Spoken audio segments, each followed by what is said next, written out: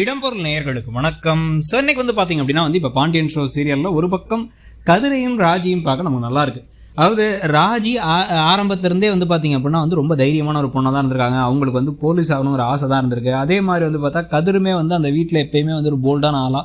இப்போ சரவணை அப்பா செய்யறது எல்லாமே சரின்னு நினைக்கிற பிள்ளை, அது கூட பரவாயில்ல. ஆனால் செந்திலுக்கு அவங்க அப்பா செய்யறது எல்லாமே தப்பு அப்படிங்கிறது தெரியும். சில விஷயங்கள்லாம் அவர் சில நேரங்களில் அவர் பேசுகிறத கொஞ்சம் லாஜிக்கெலாம் பேசுகிறாருன்னு தெரியும். ஆனால் அப்படியும் கூட அதை எதிர்த்து பேச தைரியம் இல்லாமல் இருப்பார். ஆனால் கதிர் அப்படி இல்லை, எது சரியோ அது சரிக்கு பேசுவார், தப்புக்கு பேசுவார். அவங்க அப்பா இப்படி தாங்கிறத ஏற்றுக்கிறாரு. ஆனால் அதே சமயத்தில் அவங்க அப்பா இவர் விஷயத்தை குறுக்கிட்டாலோ இல்லை மற்றவங்க விஷயத்தை குறுக்கிட்டாலோ டக்குன்னு உள்ளார பூந்து என்ன பேசணுமோ அதை பேசி விட்டுருவார். அதனாலே இப்போ என்ன எடுத்து கதிரால் இன்னொரு வேலைக்கு போயிட்டு தனக்கு வீட்டில் செலவு காசை கொடுத்தது மட்டும் இல்லாமல் தன்னுடைய இப்போ அடுத்த கட்டமாக இவருக்கு ஒரு எவ்வளோ ஒரு வேணாலும் இருக்கணும் வேலை. ஆனால் தன்னுடைய மனைவிக்காக காதலிக்க கூட இல்லை, ஆனாலும் கட்டாயத்தில் சூழ்நிலையால் கல்யாணம் பண்ண மனைவிக்கு ஒரு ட்ரெஸ் எல்லாம் வாங்கி கொடுத்து சந்தோஷப்படுத்திட்டு இருக்காரு. ஆனால் செந்திலுக்கு இன்னமும் சம்பளம் கூட கிடையாது, கையில் காசும் கிடையாது. ஆனால் என்ன பண்ணுறதுன்னு தெரியாமல் அவர் வெளில போனால் கூட அவங்க அப்பா கொடுத்த 1000 ரூபாய் மட்டும் தான் நம்ப வேண்டியிருக்கு. அதை தாண்டி 10 ரூபா 5 ரூபா எடுத்தால் கூட 1000 கேள்விக்கு பதில் சொல்லணும். இந்த மாதிரி கலைபரங்கள்லாம் இருக்கிற சமயத்தில் இப்போ செந்திலை இன்னமும் அவமானப்படுத்துகிற மாதிரி விஷயங்கள் இப்போ பண்ணிட்டாரு. இப்போ சென்னையிலேருந்து வந்ததுக்கப்புறமா பாண்டியன் எல்லாரும் மேலே நிற்க வச்சு நீ என்னடா கூறு கட்டவனாக இருக்க அப்படின்னு கேட்குறாரு.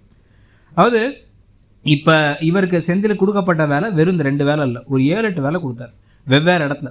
போனது என்னவோ 1.5 நாள் தான். 1.5 நாளில் அவரும் எல்லாத்தையும் போய் பாட்டு வந்தார். இது இல்லாமல் 1000 ரூபா கொடுத்து எங்கேயாவது வெளில போங்கடானாரு. ஆனால் வெளில போகிறத பற்றிலாம் அவர் கவலைப்படல. இவருக்கு வேலை ஆகணுங்கிறதுக்கு வேலை அனுப்புன மாதிரி தான் பண்ணார். இப்போ மீனா ட்ரைனிங் போகிறாங்கன்னா மீனாக்காச்சும் ஒரு டைம் இருக்குது, 9 to 4:30. அடுத்த நாள் 9லேருந்து 12 வரைக்கும் தான், மத்தியானம் கிடையாதுன்ட்டு. ஆனால் இந்த செந்தில் கொடுத்த வேலைகள் டைமே இல்லாத அளவுக்கு எவ்வளோ நேரம் ஆனாலும் வெயிட் பண்ணிட்டு வாங்கிட்டு வா அப்படின்னு திருப்பி இது பண்ணி இப்போ அவமானப்படுத்தும் பொழுது இதில் வேற இப்படி ஒன்றெல்லாம் நம்பிட்டு இருந்தேன்னா அவ்வளோதான், நான் ஓட்டாண்டி ஆயிரம் வேண்டி தான் அப்படின்னு சிரிக்கிறாங்க. அதுக்கு தங்கமயில் எல்லாரும் முன்னாடி, அதாவது எல்லாரும் சிரிச்சிட்டு இருக்கும் போது இவங்க மூஞ்சி தூக்கி வச்சுப்பாங்க. எல்லாரும் மூஞ்சி தூக்கி வச்சு சோகமாக இருக்கும்போது வருத்தமாக இருக்கும்போது ஐயோ என்ன ஒரு பேசுகிறான்னு ஒரு பதட்டத்தில் இருக்கும்பொழுது அப்போ சிரிக்க வேண்டியது. கட்டுப்பாயிட்டாங்க மீனா. கடைசியில் இப்போ செந்திலும் மீனாவும் பீச்சுக்கு போனாங்க. செந்தில் ஃபோனை சுவிட்ச் ஆஃப் பண்ணியிருந்தாரு. அப்போ மீனா பீச்லேருந்து ஃபோட்டோ அனுப்புனாங்கிறத போட்டு கொடுத்தது இப்போ தங்கமயில் தான். அதே மாதிரி ராஜியுடைய டியூஷனுக்கு எடுத்துட்டது தங்கமயில் தான். இது இல்லாமல் தங்கமயில் தான் முதல்ல என்ன சொன்னாங்க, எதுக்கு செந்திலும் மீனாவும் போனோம், நானும் சரவணனும் கூட போயிட்டு வரோம் மீனா கூட அப்படின்னாங்க. சம்மந்தமே இல்லாமல் போடுற ஒரு ரூமுக்கு. இந்த மாதிரி எல்லாம் அவங்க பேசினது எல்லாத்தையும் மனசில் வச்சு மீனா எல்லாம் கிளம்பி போனதுக்கப்புறம் இப்போ சந்தோஷமாக இருக்கா, கிக்கின்னு சிரிக்கிறீங்க, நீங்கள் போட்டு கொடுத்தா நடந்துச்சு, இதுக்காக தானே போட்டு கொடுத்தீங்க, உங்களுடைய புத்தி என்னங்கிறது எனக்கு தெரிஞ்சிருச்சு.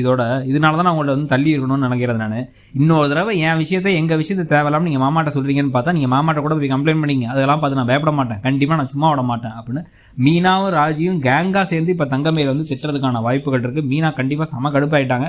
நமக்கே பாண்டியன் பேசுறது பல விஷயங்கள் அவ்வளோ கோபமாகுது. உங்களுக்கு என்ன தோணுதுங்கிறத சொல்லுங்கள். தேங்க்யூ. இடம்பொருள் நேயர்களுக்கு வணக்கம். ஸோ இன்னைக்கு பார்த்தீங்க அப்படின்னா இப்போ பாண்டியன் ஷோ சீரியலில் ஒரு பக்கம் கதிரையும் ராஜியும் பார்க்க நமக்கு நல்லா இருக்கு. அதாவது ராஜி ஆரம்பத்திலேருந்தே பார்த்தீங்க அப்படின்னா ரொம்ப தைரியமான ஒரு பொண்ணாக தான் இருந்திருக்காங்க.